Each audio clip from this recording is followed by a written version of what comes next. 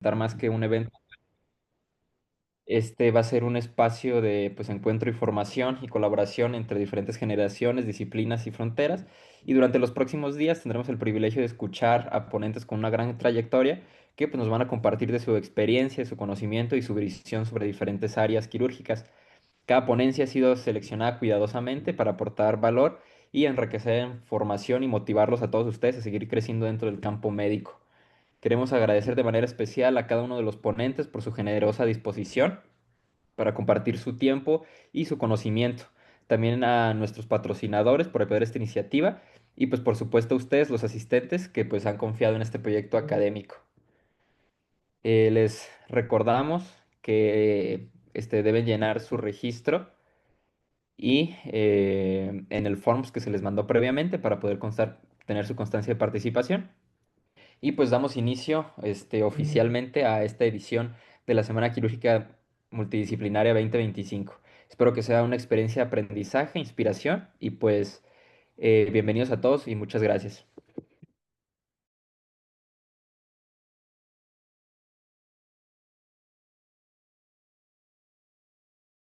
Bien, denos un momentito, vamos a comenzar en unos instantes.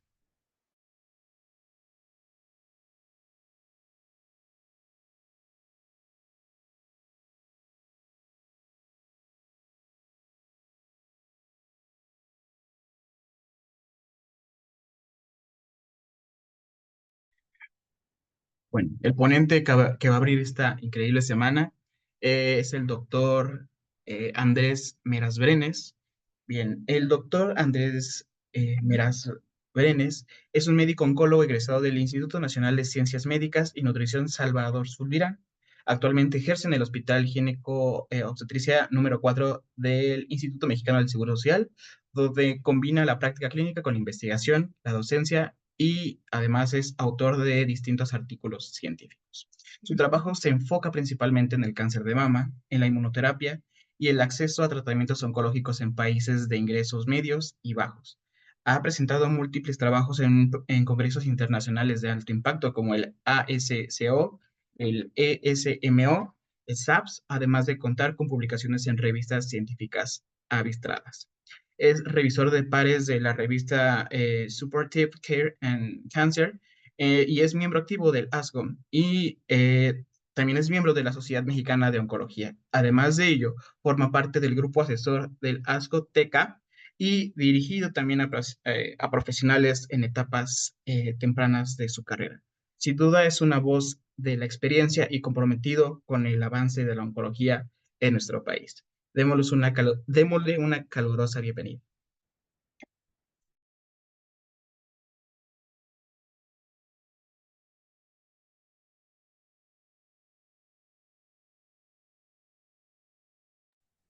Doctor, cuando guste.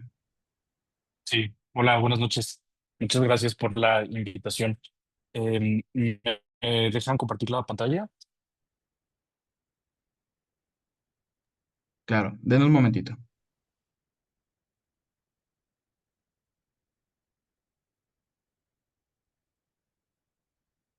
Creo que ya puedo.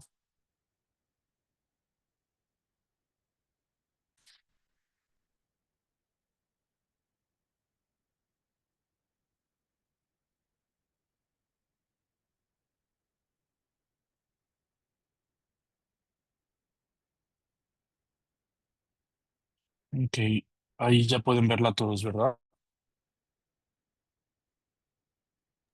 Así es, doctor, adelante. Ok, bueno, vamos a ver esta sesión llamada Aspectos Esenciales del Cáncer de Mama. Para esta sesión vamos a estructurarla. La dividí principalmente en cuatro. Vamos a hablar primero sobre la epidemiología, después vamos a revisar algo de diagnóstico del cáncer de mama, conocer algunas cosas de imagenología, el tamizaje. Vamos a revisar cómo es la biopsia y cómo se realiza el perfil molecular. Conoceremos algo sobre la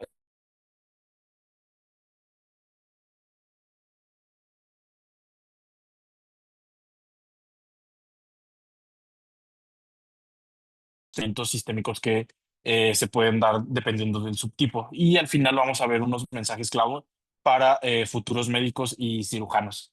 Entonces, el objetivo de esta sesión es que podamos tener una visión general, práctica y actualizada del diagnóstico y tratamiento del cáncer de mama.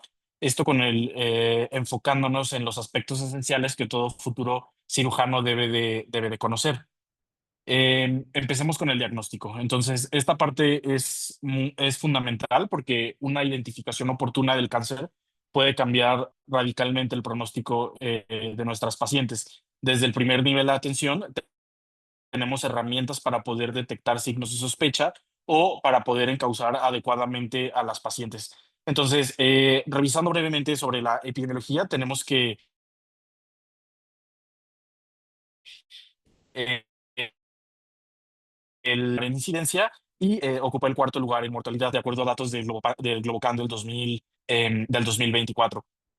Además de esto, si revisamos la epidemiología en México, podemos ver que en México ocupa el primer lugar en incidencia y es la segunda causa de mortalidad, tanto en hombres como en mujeres. De esta diapositiva, creo que lo más importante que tenemos que llevarnos es que el cáncer de mama es el tumor maligno más frecuente en mujeres, tanto en México como en el mundo. Ahora bien, ¿cómo se diagnostica el cáncer? Para poder diagnosticar un cáncer, el primer paso es saber en quién lo vamos a buscar. Y aquí podemos tomar dos grandes caminos. Uno puede ser en los pacientes asintomáticos a través de una herramienta que conocemos como tamizaje y la otra se realiza en los pacientes sintomáticos que llegan ya con algún signo de alarma y que nosotros pues tenemos la sospecha. Entonces, de su lado izquierdo pueden ver que ejemplos de tamizaje en población que no tiene síntomas pero que sí tiene riesgo. Por ejemplo, en cáncer cervicouterino, pues tenemos como pruebas de detección la citología cervical o la prueba de detección de BPH. Para cáncer de mama tenemos la mastografía y para cáncer de colon tenemos pruebas como la colonoscopía o la inmunoquímica fecal. Hay que mencionar que existen algunos pacientes que pueden tener ciertos factores de riesgo y que en ellos hay un beneficio de hacer tamizajes adicionales. Por mencionar algún ejemplo, cáncer de pulmón, donde sabemos que el tamizaje tiene un impacto en la mortalidad y en estos está indicado en pacientes a partir de los 55 años de edad que tienen un índice tabáquico mayor a 20. Algo que me gusta resaltar mucho en este tipo de ponencias es que hay que tener presente cómo es que un tamizaje para que sea efectivo y para que se implemente en las poblaciones, este debe de tener un impacto en la mortalidad. Si el tamizaje no tiene impacto en la mortalidad, no es un buen tamizaje y no se implementa de manera generalizada en las poblaciones. Es por eso que no ven tamizaje para cáncer de endometrio o tamizaje para cáncer de ovario. Esto es porque no se ha demostrado que tenga un impacto en la mortalidad. Ahora, de su lado derecho tenemos el diagnóstico por síntomas y esto varía según el sitio primario, por ejemplo, alguna masa palpable, pérdida de peso, sangrados anormales, fiebre persistente o sudoración nocturna, dolor, cambios en la piel, etcétera. No hay que olvidar que también podemos llegar a tener hallazgos incidentales que pueden ser comunes y cada vez los vemos de forma más frecuente con la realización de tomografías por algún otro tema que se llevan a cabo o pues por alguna otra situación donde se encuentra de forma incidental.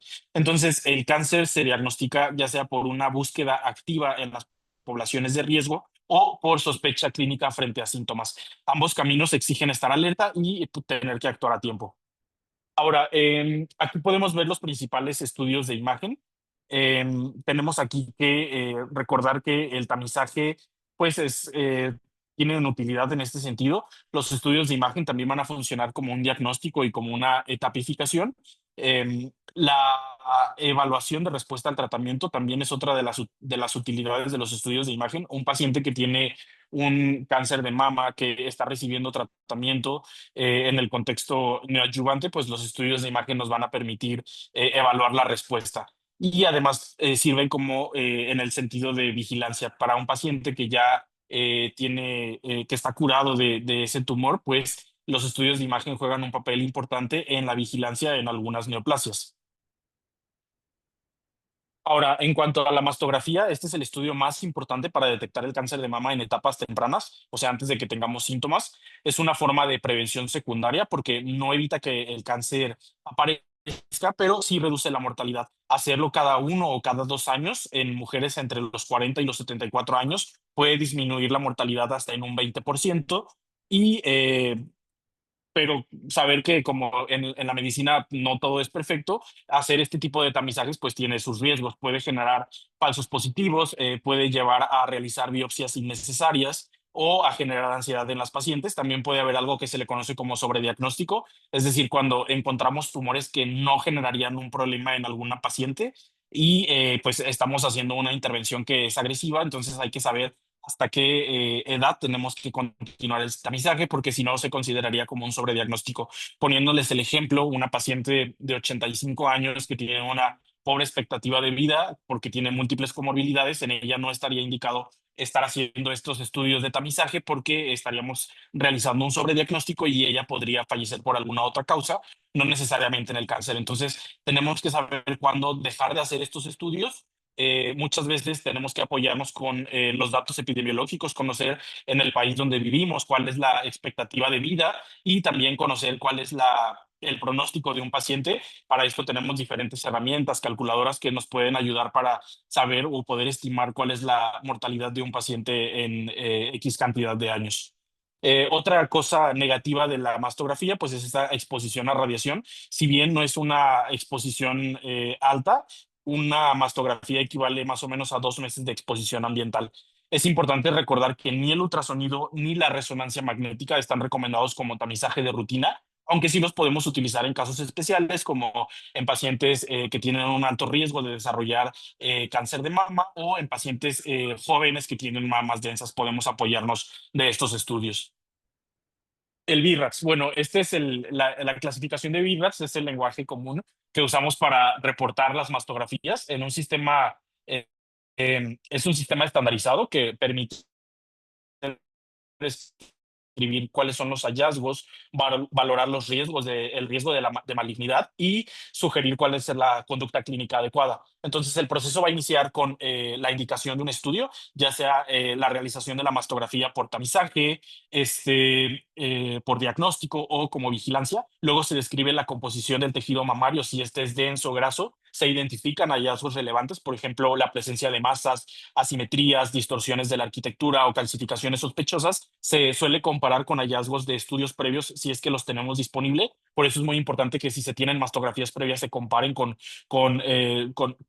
estos resultados. Y al final el médico radiólogo debe de designar una categoría de BIRATS que va del 0 a 6 y que determina qué tan probable es que haya cáncer y qué debemos de hacer, si hay que observar, si hay que repetir estudios, biopsiar o referir a la paciente con urgencia. Para ustedes como futuros médicos o futuros cirujanos es importante que sepan leer un BIRATS. Esto les permite interpretar correctamente un reporte de mastografía, saber cuándo referir, cuándo biopsiar y cuándo pues podemos tranquilizar a la paciente. Ahora, aquí vemos el desglose completo del sistema BIRATS que nos ayuda a tomar decisiones claras basadas en la imagen. De forma práctica, un BIRATS 0 es un estudio incompleto y generalmente se necesita repetir o se necesita complementar con otro estudio de imagen. BIRATS 1 y 2 se consideran negativos o benignos. Aquí la paciente puede continuar con su tamizaje habitual.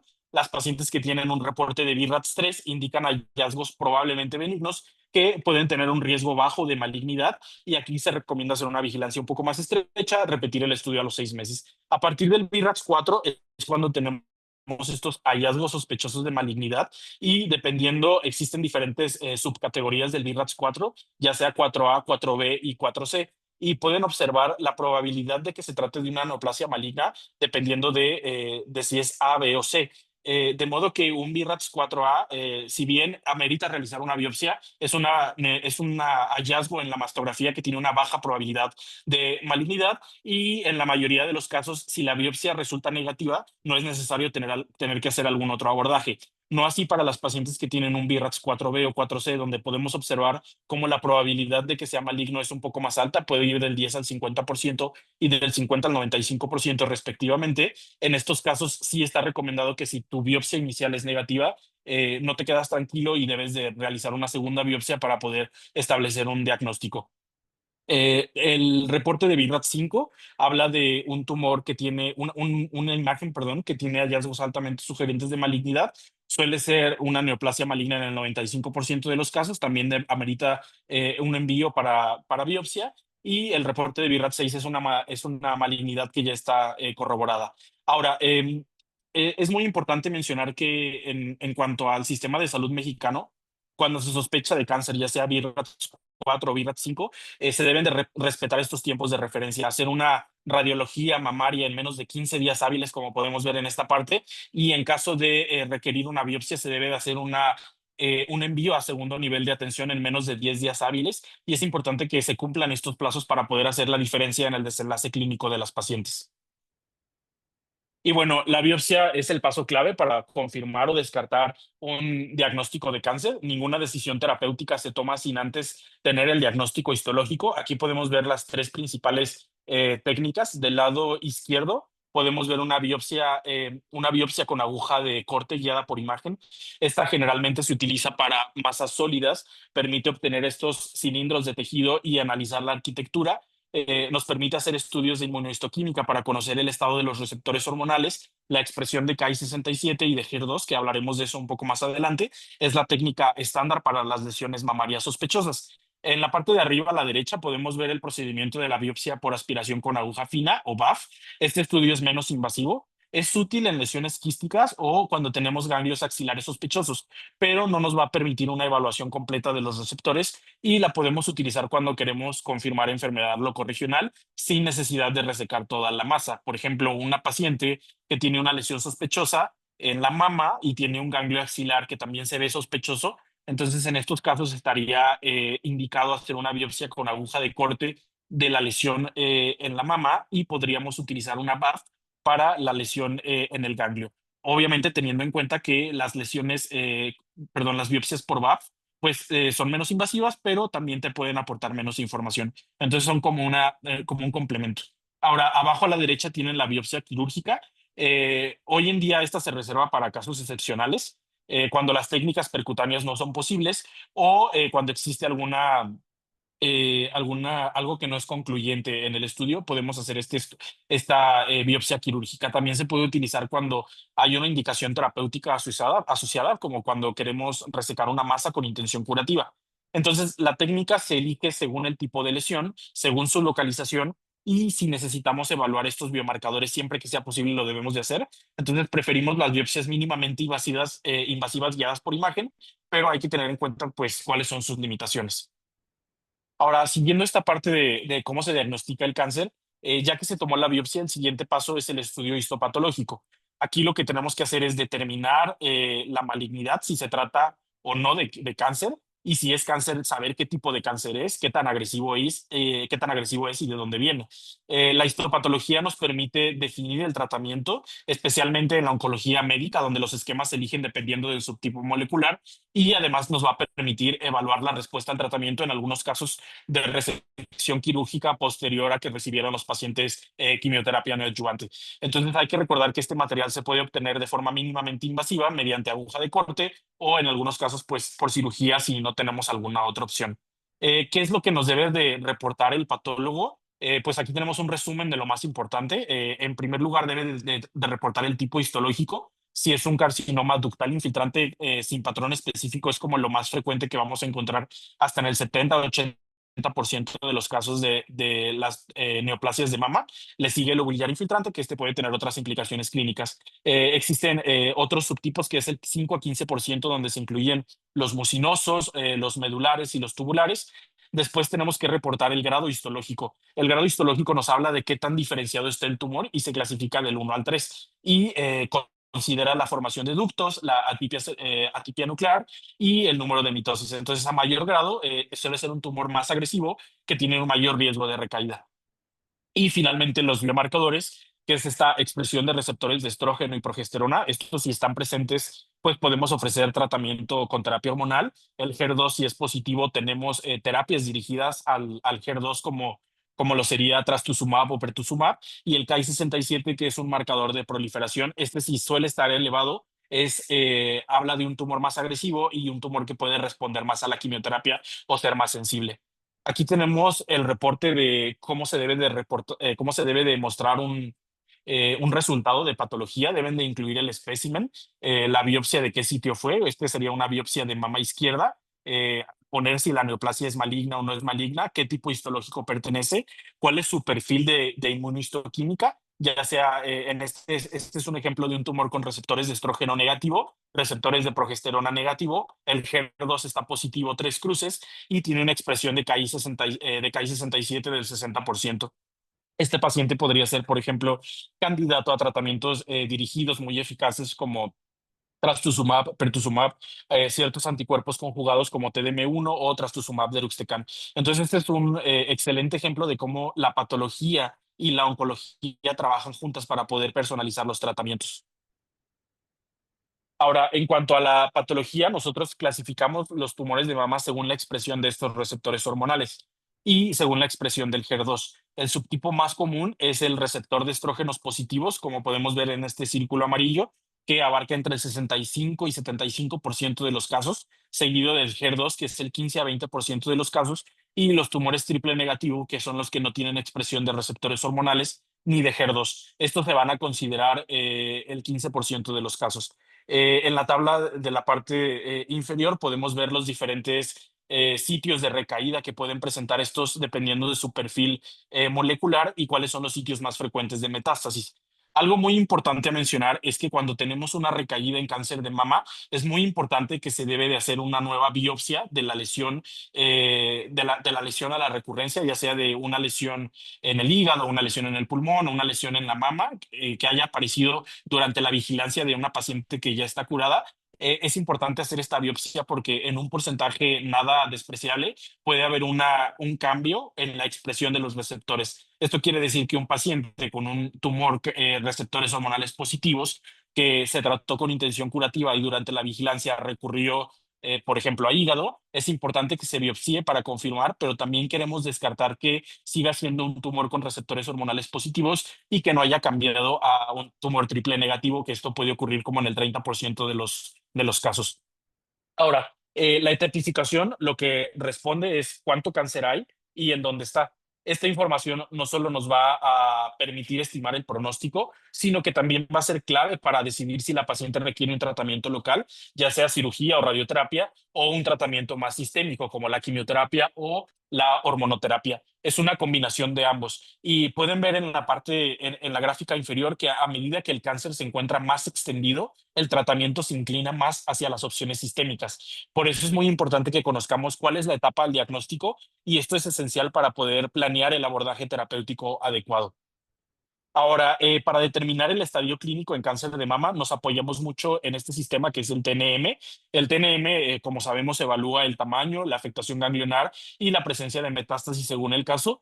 Pueden solicitarse estudios, ya sea la tomografía, el gamagrama óseo o el PET-CT o la resonancia magnética de cráneo. Esto va a ser en situaciones específicas, pero lo que podemos llevarnos de este es que los estudios de extensión para conocer si hay enfermedad metastásica a distancia en la mayoría de los casos en cáncer de mama va a estar recomendado únicamente cuando tenemos ganglios positivos confirmados por biopsia. Si tenemos esto, está indicado hacer un estudio un estudio sistémico para poder descartar enfermedad a distancia. En el resto de los tumores, que son tumores pequeños de menos de 2 centímetros, con ganglios negativos, no está recomendado que hagamos estudios de extensión. Otra cosa que me gusta mencionar es que el estado funcional en el paciente es clave para definir qué tipo de tratamiento vamos a ofrecer. No todos los pacientes toleran los mismos esquemas, especialmente si tienen enfermedades crónicas o si están muy debilitados. A veces es mejor que tratemos al paciente para mejorar su estado funcional y permitir que podamos avanzar en el tratamiento. Hay que valorar el desempeño físico, qué tanto le está afectando la enfermedad. Es importante cuál era su estado funcional previo antes de que empezara la enfermedad para poder determinar si su estado funcional actual es por la enfermedad o es independiente del cáncer. Tenemos diferentes medidas para poder valorar esto. Una de ellas es el Karnofsky, la otra es la escala de Koch y existen otras escalas para valorar la funcionalidad en adultos mayores que las podemos ver en este texto. ¿Qué otras cosas nos importan? Pues, ¿cuáles son las comorbilidades? Hay que calcular la expectativa de vida en todos los pacientes. Para esto tenemos índices como el índice de Somoto o el índice de Lee que te permiten estimar la mortalidad a 10 años, independiente del cáncer, y saber si un paciente va a ser candidato a tratamiento. Tenemos conocer cuáles son los efectos adversos de mi tratamiento, saber cuál es la red de apoyo económico y social del paciente, conocer las preferencias del paciente, y siempre es muy importante que la toma de decisiones sea compartida, no nada más es algo como una receta de cocina que tiene que establecer el médico, sino que esto se tiene que hacer en conjunto con el paciente. Tenemos que enseñarle al paciente para que él sea también capaz de tomar las decisiones en su tratamiento. Ahora vamos a pasar a la parte del tratamiento. El cáncer de mama, como van a ver en las sesiones continuas, tiene un enfoque multidisciplinario. Esto es que se combine la cirugía, la radioterapia y los tratamientos sistémicos. Haciendo esta combinación y dependiendo del estadio, el subtipo tumoral y las condiciones del paciente, es como llevamos a la decisión terapéutica, y esto se debe de hacer por un equipo oncológico, no nada más debe de tratarse como con el cirujano o con el radiooncólogo o con el oncólogo médico, sino que se debe de hacer un equipo, porque estos pacientes deben de tratarse siempre de manera multidisciplinaria. Y esto es solamente por mencionar algunos especialistas. Sabemos que en el manejo de las pacientes con cáncer de mama participan nutrición, puede participar rehabilitación, puede participar medicina del dolor. Entonces, es un equipo multidisciplinario para tratar a estas pacientes. Recordando esta imagen que habíamos mencionado, pues como podemos ver, cuando tenemos evidencia de una enfermedad más local, siempre va a ser un tratamiento más locorregional, ya sea la cirugía, la radioterapia. También podemos utilizar en muchas ocasiones los tratamientos sistémicos en las etapas tempranas. Un cáncer de mama en una etapa localizada puede ser curable hasta en el 70 a 80% de los casos, dependiendo del subtipo molecular, y conforme vamos avanzando en el estadio de la enfermedad, pues es una enfermedad más sistémica que va a requerir tratamientos sistémicos, que en la mayoría de los casos no va a ser curable, pero es tratable. Más adelante vamos a revisar eso de cuánto vive una paciente con cáncer de mama metastásico dependiendo de su subtipo. Ahora, el tratamiento lo podemos iniciar con en dos intenciones. Una es una intención curativa y la otra es la intención paliativa. La intención paliativa, pues es sencillo, ¿no? Es una paciente que va a recibir un tratamiento cuando sabemos que no vamos a buscar la curación en ella. No queremos que con el tratamiento desaparezca el cáncer, simplemente queremos dejar que crezca, evitar que siga creciendo, mejorar los síntomas, pero no es una intención curativa. Cuando estamos hablando de una intención curativa, tenemos que conocer estas tres palabras, que es la de neoadyuvancia. Neoadyuvancia quiere decir dar tu tratamiento antes de la cirugía para poder hacer el tumor más pequeño, para poder hacer una cirugía menos radical, o cuando queremos conocer qué tan sensible es este tumor al tratamiento que yo estoy ofreciendo, y dependiendo de eso, yo puedo dar después de la cirugía otro tipo de tratamiento. Entonces, la neoadyuvancia siempre se va a dar antes de la cirugía. El tratamiento radical definitivo en cáncer de mama no lo vamos a ver tan frecuentemente. Este se puede usar, por ejemplo, en otros tumores como cáncer de cabeza y cuello, donde se suele dar una combinación de quimioterapia con radioterapia con el objetivo de ya no operar al paciente. Y el tratamiento con intención adyuvante, que consiste en dar el tratamiento después de que operaste al paciente, y este no es con una intención que queramos eliminar el tumor, sino que el paciente ya está sin enfermedad macroscópica y damos un tratamiento adyuvante para disminuir la probabilidad o su riesgo de que recurra. Hablando sobre la cirugía, pues este es uno de los pilares del tratamiento locorregional en cáncer de mama. Va a tener una utilidad para la etapificación. Me va a poder permitir conocer cuál es el tamaño real del tumor, cuál es su localización, cuál es el estado ganglionar, y esto lo vamos a hacer dependiendo de otras características que vamos a ver más adelante. Es un tratamiento que pues tiene una intención terapéutica, o sea, nos va a permitir curar al paciente en algunos casos, y el tipo de cirugía que se va a ofrecer, en el caso del tumor primario en la mama, tenemos la opción de hacer una cirugía conservadora o una mastectomía. Generalmente la cirugía conservadora la preferimos para tumores más pequeños, y la mastectomía se prefiere en tumores más grandes. Eso es como a grandes rasgos, pero ahorita vamos a ver qué otras cosas se toman en cuenta para decidir el tipo de cirugía que se va a llevar a cabo en la paciente. En cuanto a la cirugía axilar, tenemos dos modalidades. Una de ellas es el ganglio centinela y la otra es la disección ganglionar completa. Hay que tener en cuenta que estas cirugías no son inocuas y se asocian a ciertas complicaciones a largo plazo, como linfedema, dolor en el brazo, inmovilidad.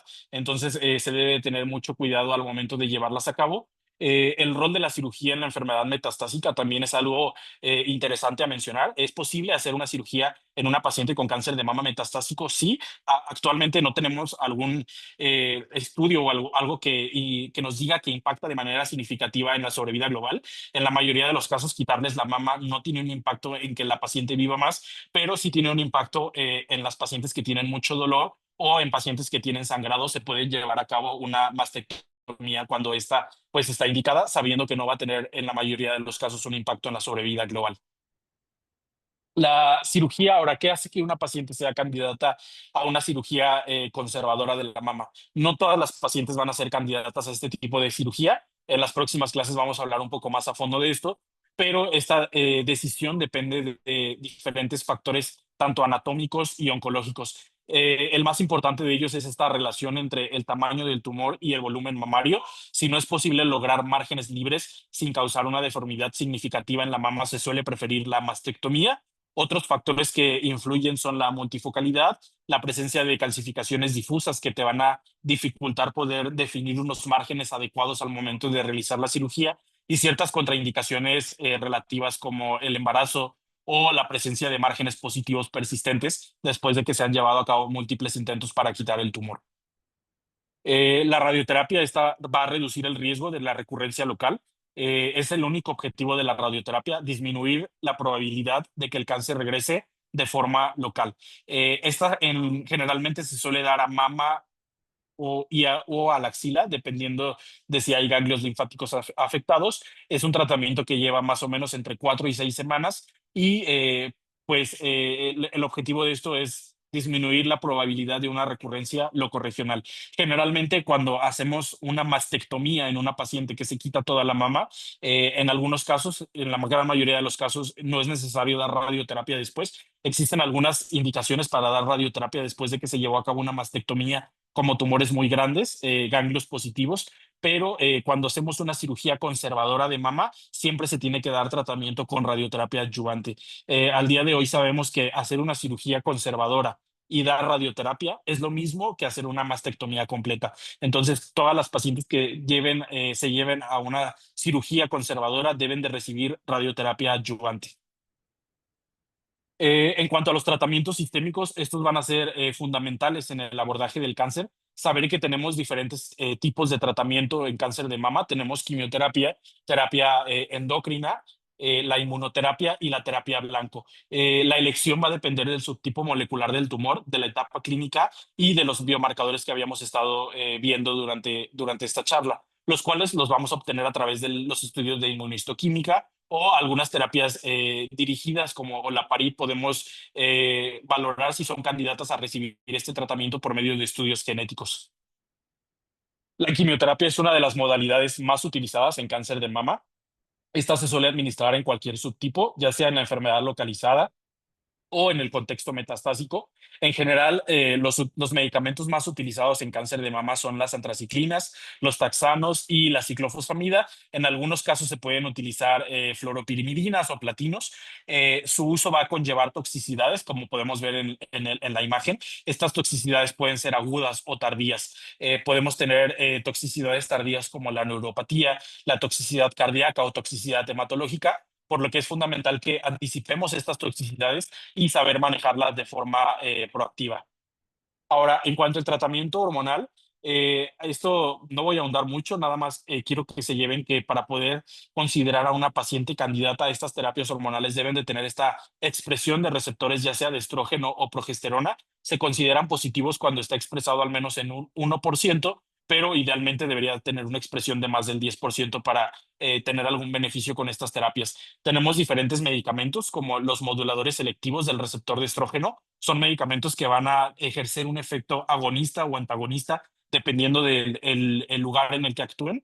Tenemos los medicamentos que son otro grupo, que son los inhibidores de aromatasa, como letrozol, anastrozol o exemestano. Estos inhibidores de aromatasa van a inhibir a esta enzima que permite que se conviertan los andrógenos a estrógenos, y al inhibirlos, pues vamos a causar una disminución de los niveles séricos de estrógenos. Tenemos medicamentos como la terapia de supresión ovárica, como los agonistas de la hormona liberadora de gonadotropina o la oferectomía.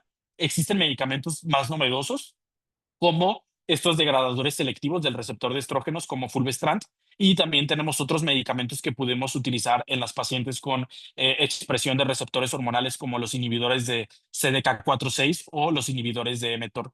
Hay que recordar también, muy importante, que las pacientes que se encuentren principalmente con terapia endocrina, ya sea tamoxifeno o inhibidor de aromatasa, suelen tener efectos adversos importantes como dolor musculoesquelético, síntomas vasomotores, disfunción sexual o alteraciones metabólicas, que son síntomas que tenemos que tener presentes, que pueden llegar a presentar.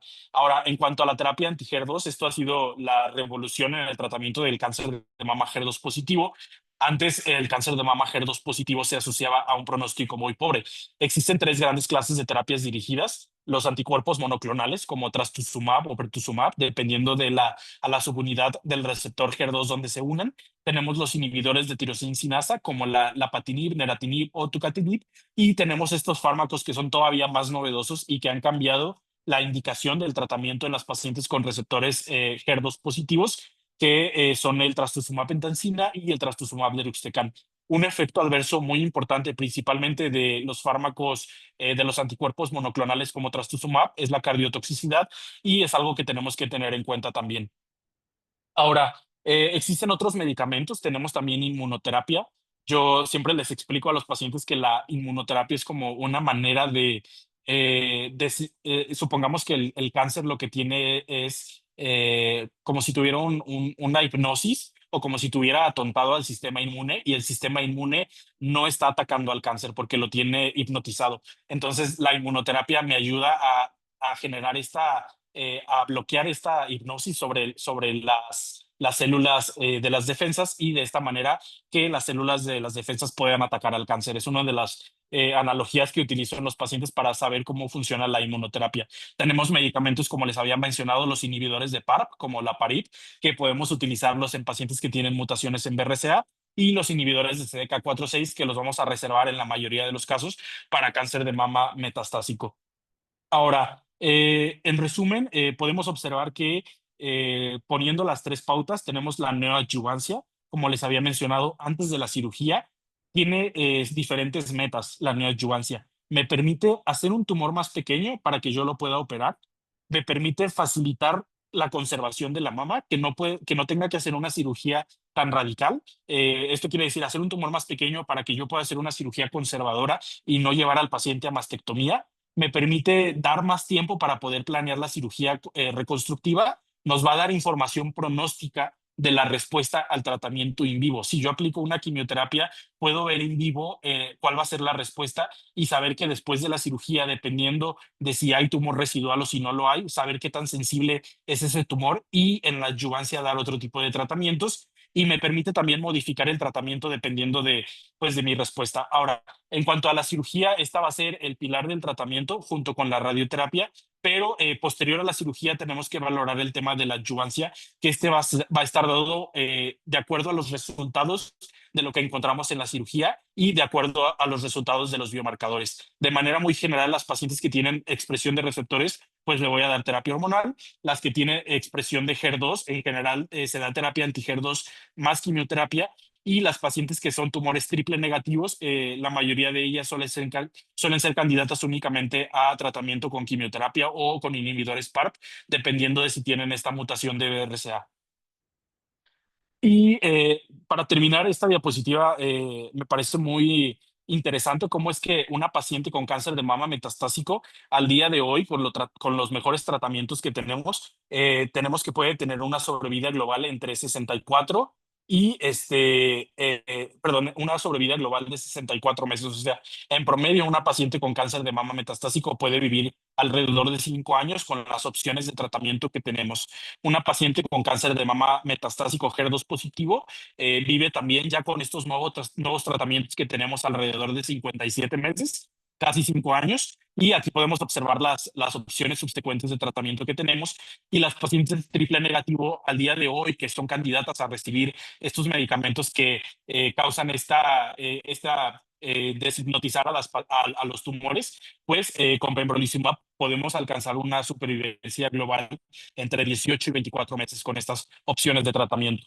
Entonces hay que tener en cuenta esto porque muchas veces saber cuánto vive una paciente con cáncer de mama metastásico es muy importante para decidir darle tratamiento y pues que debemos de tener en cuenta estas situaciones para no desahuciar a las pacientes o creer que por tener un cáncer de mama metastásico tienen un pobre pronóstico.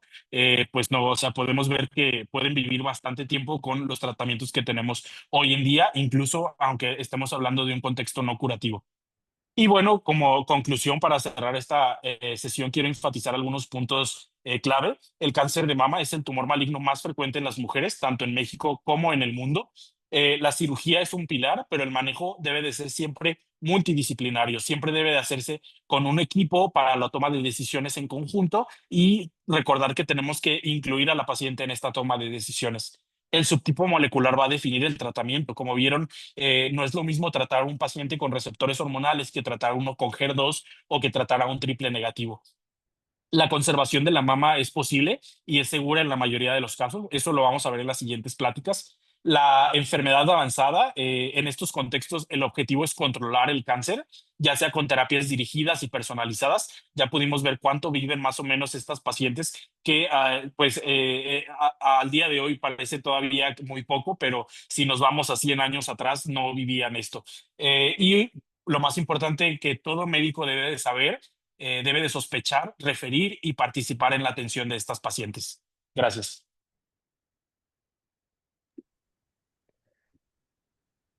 Le agradecemos mucho al doctor Andrés y contamos con un breve espacio de unos minutos para cualquier pregunta que tenga la audiencia.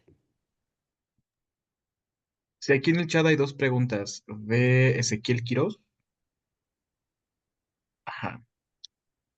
Bueno, la primera, doctor, dice Ezequiel Quiroz, ¿qué papel juegan las pruebas genéticas en el tratamiento del cáncer de mama?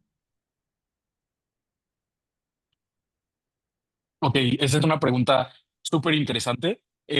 A día de hoy tenemos diferentes criterios para definir qué pacientes van a ser candidatas a estas pruebas genéticas. Es muy importante que sepamos, que hagamos una buena historia clínica para conocer los antecedentes. Las pacientes que tienen en general más de 3 familiares, incluyendo a la paciente con antecedente de cáncer de mama o que haya cáncer de próstata en la familia, ya sea metastásico o cáncer localizado de muy alto riesgo o cáncer de páncreas, estas pacientes pueden ser candidatas a hacer estas pruebas, estos estudios genéticos.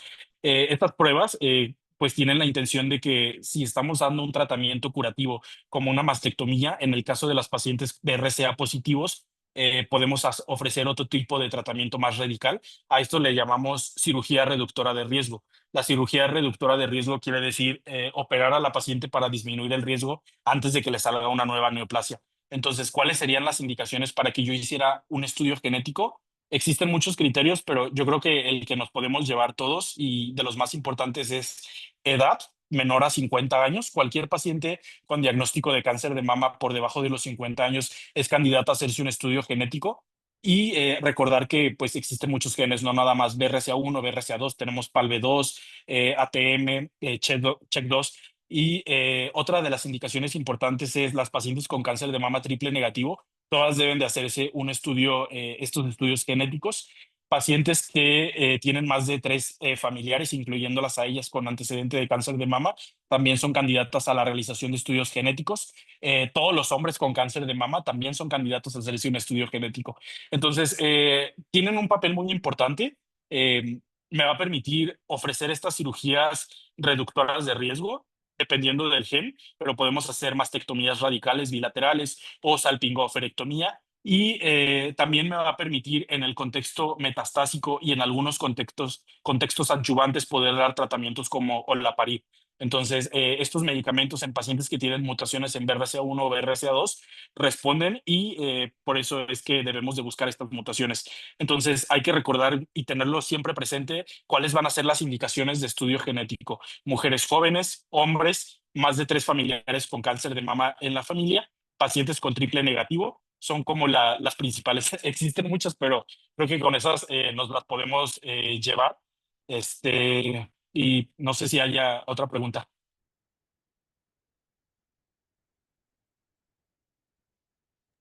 Solo hay una última pregunta que dice, ¿qué opina del Oncotype? El Oncotype, ok, las firmas genómicas al día de hoy son de mucha utilidad, cada vez se están utilizando más en México.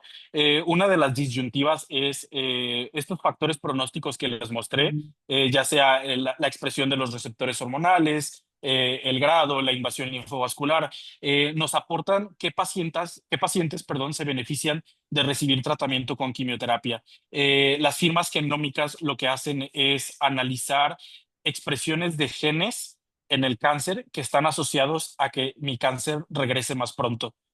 Y esta expresión de genes me va a permitir dar un puntaje. El Oncotype tiene diferentes puntajes y dependiendo del el número o la puntuación que obtienen estos pacientes, es si se consideran candidatas o no a un tratamiento con quimioterapia adyuvante. De esta forma, si tenemos un Oncotype con una puntuación alta, podemos considerar que las pacientes pueden recibir quimioterapia en el contexto adyuvante. Entonces, el Oncotype es como véanlo como una herramienta muy útil para conocer el riesgo de que el cáncer regrese en una paciente que ya curaron y que queremos disminuir su probabilidad con otro tipo de tratamientos. Pacientes con un oncotype muy bajo no se benefician de tratamiento con quimioterapia y en ellas pues no estaría indicado usarla. Que eso también es algo bueno, el tenernos que ahorrar estos medicamentos que como vimos pues tienen efectos crónicos negativos también.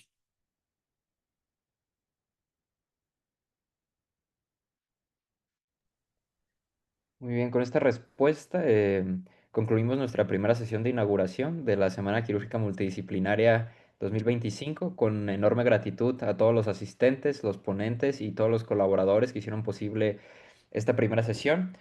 Aunque por cuestiones técnicas no fue posible darle acceso a todos los participantes, esperamos tenerlos en las diferentes sesiones que se van a dar a lo largo de la semana. Esperemos ya con una mayor capacidad de acceso. Este evento pues representa el compromiso de IAS México con la formación continua y este intercambio de conocimiento y la colaboración entre estudiantes, residentes y profesionales de la salud en el área quirúrgica y en este caso pues de manera multidisciplinaria. Nos llena de orgullo contar con una audiencia tan comprometida y participativa como lo son ustedes y los invitamos a acompañarnos durante el resto de la semana y que estén atentos a los formularios de registro y a las transmisiones para pues seguir compartiendo esta experiencia con la comunidad académica. Gracias por formar parte de esta iniciativa y continuemos construyendo juntos un futuro para los cirujanos del mañana. Muchas gracias.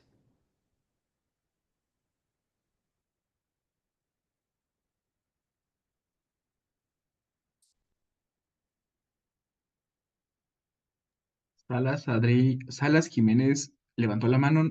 No sé si quiera poner algo. Nada.